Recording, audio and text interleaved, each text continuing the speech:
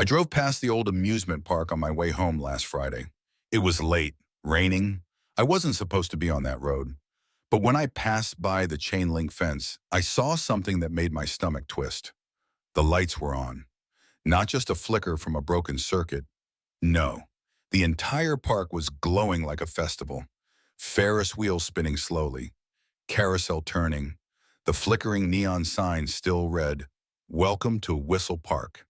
It closed down in 1996 after a kid vanished. I remember because I was there that day. His name was Benji. He was 6. Last seen near the funhouse. They searched for days, found nothing but a sock. The park shut down a week later, and it's been dead ever since. But that night, it was alive. And I don't know why, maybe because I was drunk, maybe because I felt guilty. I pulled over. The gate was wide open. No lock, no chain, just swinging slowly in the wind.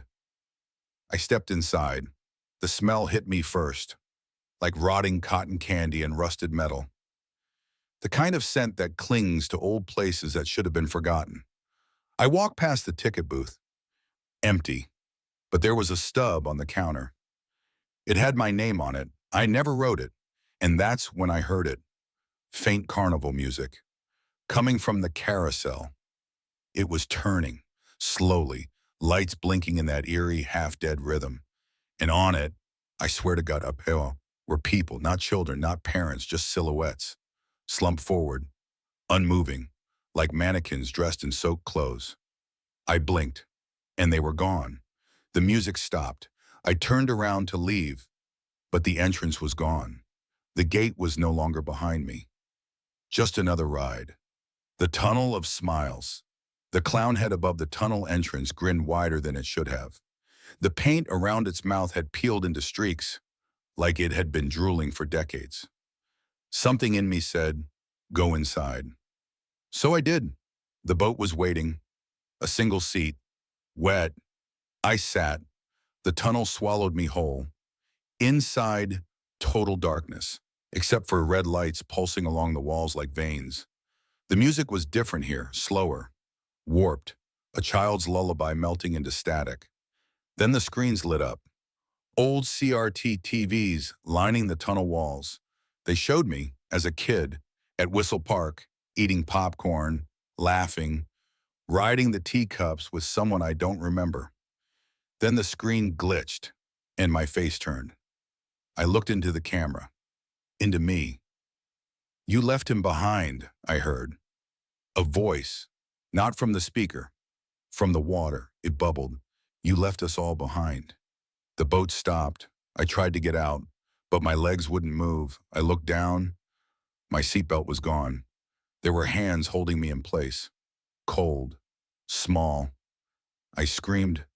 Everything went black. I woke up lying on the concrete in front of the carousel. Morning. The park was dead again. Rusted. Silent. I stumbled out through the torn fence and drove home like nothing happened. But something's wrong now. Every mirror in my house shows the carousel behind me. It spins. And someone's on it. A child. Sometimes he waves, sometimes he cries, but he always mouths the same word, stay. I tried ignoring the mirrors. I covered them, broke one, even replaced my bathroom cabinet. But every time I catch a reflection, a window, a screen, a puddle, I see it again. The carousel, the child, spinning. The mouth moves slower now. Stay. But last night was simple. It said something new. You're already here. I started getting mail. No return address, no stamps. Just left on my kitchen counter. First envelope had a photo. Me, age 9, holding a red balloon in front of the Whistle Park Funhouse. I'm smiling, but the version of me in the photo, Tiao, is missing his eyes. The second envelope? A ride ticket. Date, July 19, 1996. Benji's disappearance. Seat number 6. Ride the Tunnel of Smiles. My name is on it again. Not printed, carved. This morning I woke up in a trailer. Wooden floor, metal bed, a cracked mirror on the door. Outside the window, the park. But not just any park. It had grown. A massive arch stood over the path. Whistle Park, always open. The rides weren't rusty anymore. They were clean, shiny, new. It looked younger. I stepped outside. The air smelled like cotton candy. The sky was pinkish and too still. I saw no people, but I heard children laughing. Everything looked perfect, too perfect. At the center of the park, there was a stage. Figures stood on it, dressed like clowns and showmen. One had no face, just smooth skin. Another held a sign. Final show begins soon. I turned to leave, but behind me, no exit, no gate, just a path leading straight into the tunnel of smiles. I walked. The walls were covered in photos, all familiar. My childhood, my friends, my parents. Every photo had the eyes cut out, and in each one, hidden in a corner, Benji. Still 6, still smiling. He was everywhere I didn't remember being. Inside the tunnel, the boat was waiting. I sat. On the screen, old footage. Me and Benji playing hide and seek. I hide. He searches. He says, "If I find you, we stay forever." And he finds me. When I came out of the tunnel, the audience was already waiting. Dozens, hundreds, all of them, versions of me, different ages, different faces. They clapped, and I was led onto the stage. I realized I wasn't the guest, I was the show. Now I'm writing this from the ticket booth, but it's not paper, it's glass. You're looking through it. You're looking at the screen. Reading the words, you're at the entrance. And if you hear music, don't follow it, or the park will remember you.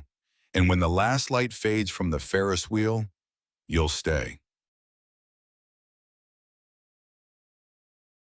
The park needs a clown. I didn't mean to end up at the carnival. I was driving cross-state, took a wrong exit. My phone died. No signs, no lights, just empty road and forest. Then I saw the banner, Laughterland, one night only. It looked new, too new.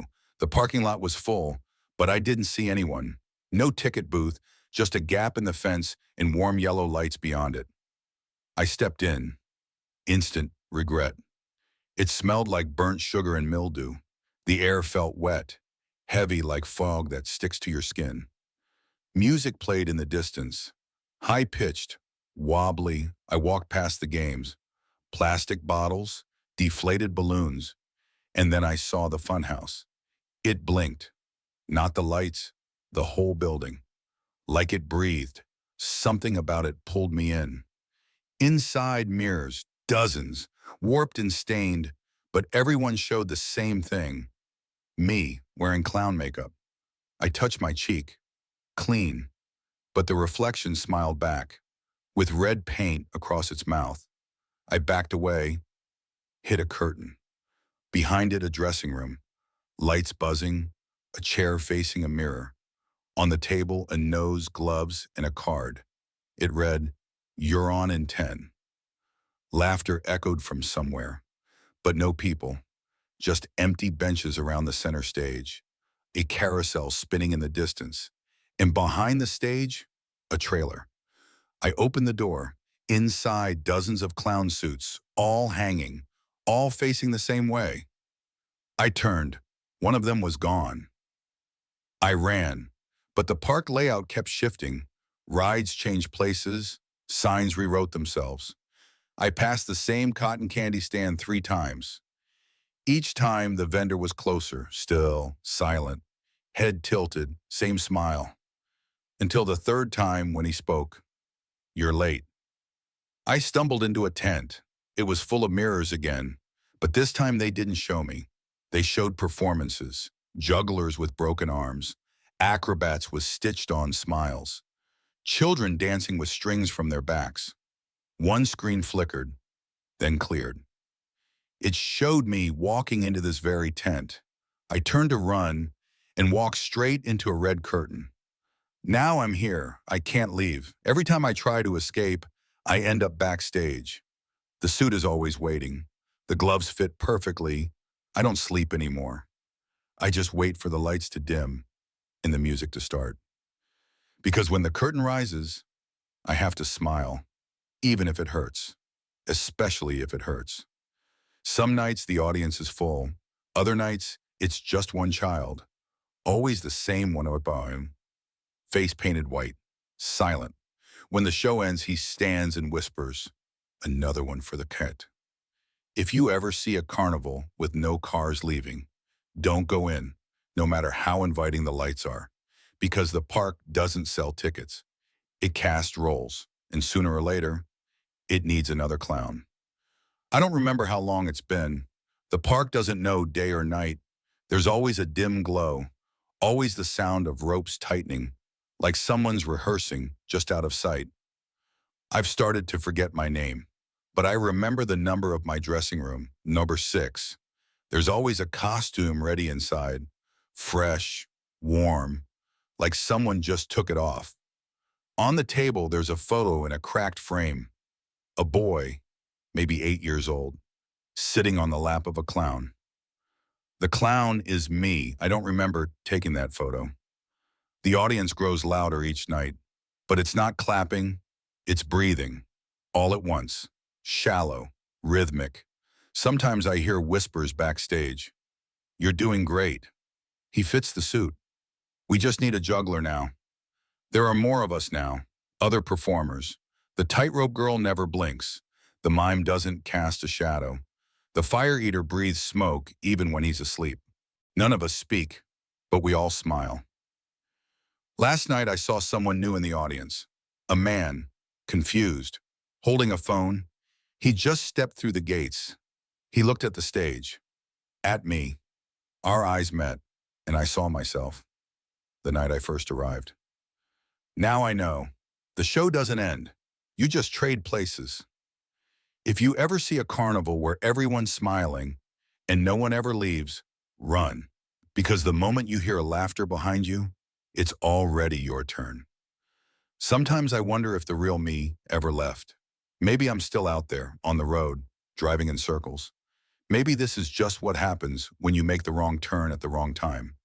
But every night the lights flicker on again. The music starts, and the voice in the speakers, the one that sounds almost like mine, says, "Ladies and gentlemen, he's back." I walk on stage, I dance, I smile. Even though my face hurts, even though my hands shake. Because the worst part isn't the endless show. It's the hope that maybe one night the audience will be empty, that no one will show up, that I'll finally be allowed to stop. But someone always comes, and the park, it always finds room for one more. Last ride, it wasn't on any map. I was driving through a town I didn't remember passing before. My GPS froze. The gas tank was nearly empty. And then, like a punch of color in a gray world, I saw it. A small amusement park. Lights flickering. Music playing softly. No cars. No people. Just waiting. A hand-painted sign out front read, "Fairweather Fun Park, reopening tonight." Something about the name made my skin crawl. Familiar in a way that shouldn't be, but I parked anyway. The gate was open, not locked, like it had been expecting me. The ticket booth was empty, but a single sub was left on the counter. My name was written on it. I walked the empty lanes. Everything looked old, but well-maintained. Carousel horses gleamed under dusty bulbs. A Ferris wheel turned slowly, creaking like it was breathing. The games were fully stocked, as if someone had just reset the whole park. But I didn't hear birds, or crickets, or wind. Only the music, the same tune over and over, a music box melody I couldn't place, or maybe didn't want to. I passed a photo booth. On the screen, a slideshow of images, each one blurry, low quality, but I could make out people smiling, laughing, then me, at maybe 10 years old, standing in this exact park, with a boy I didn't recognize. He had his arm around me, and I looked terrified. I don't remember coming here as a kid, but clearly I did. The images kept rolling. The boy, the rides, the fun house, and then A frame went black, then another, then a final photo. Me, standing alone at the exit. The boy was gone. I turned and ran toward the funhouse. Something in me whispered, that's where it happened. The mirrors were clean, too clean. Each one showed versions of myself, younger, confused, panicked. One mirror was shattered. The reflection behind the broken glass was different.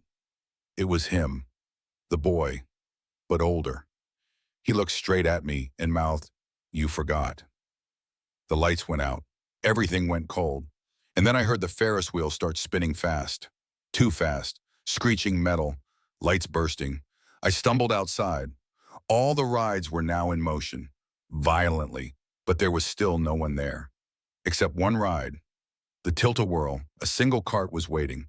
Open. Lit. And the music started again. The same lullaby, but slower now. Off-key. I sat down. The ride didn't move. But everything around me did. The park started to flicker, like a bad dream trying to stay alive. And then I remembered.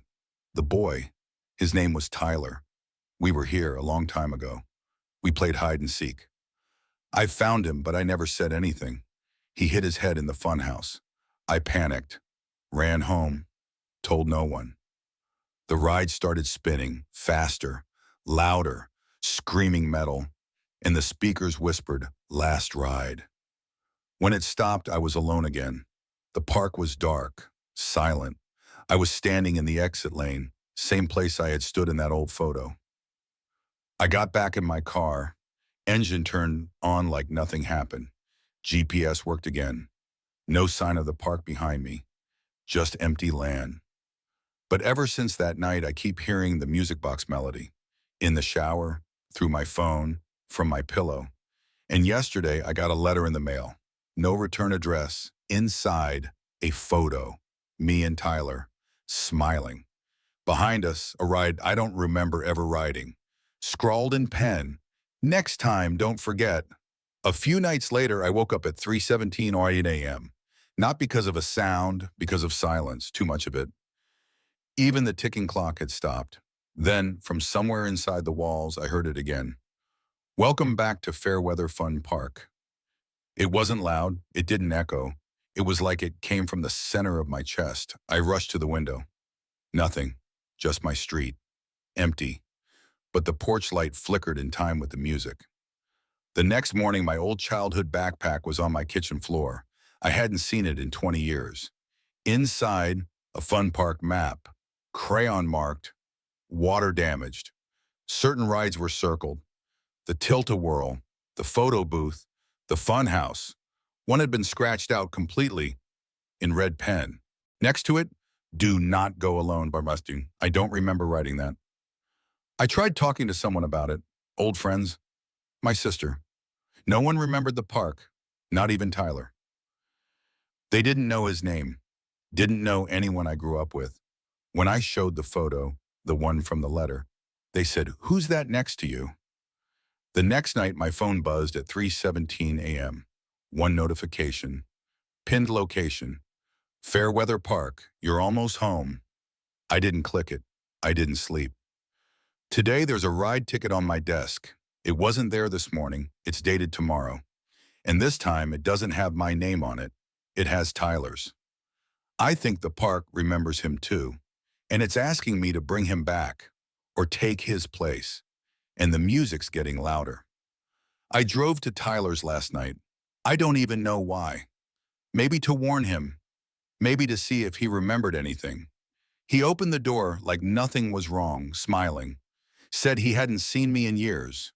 Said I looked tired. I asked him, "Do you remember the park?" His smile twitched, just slightly, then he laughed it off. "What park? Dude, you good?" But his hand was shaking. Before I left, he handed me something. Said he'd found it cleaning out a drawer. It was a whistle. Red plastic. Cheap. A Fairweather whistle. He didn't remember it, but I did. Tyler used to wear it around his neck the whole day we were there. The day he disappeared. I didn't sleep last night. The lights in my hallway blinked in a pattern. 3 long, 2 short, just like the rhythm from the ride announcement.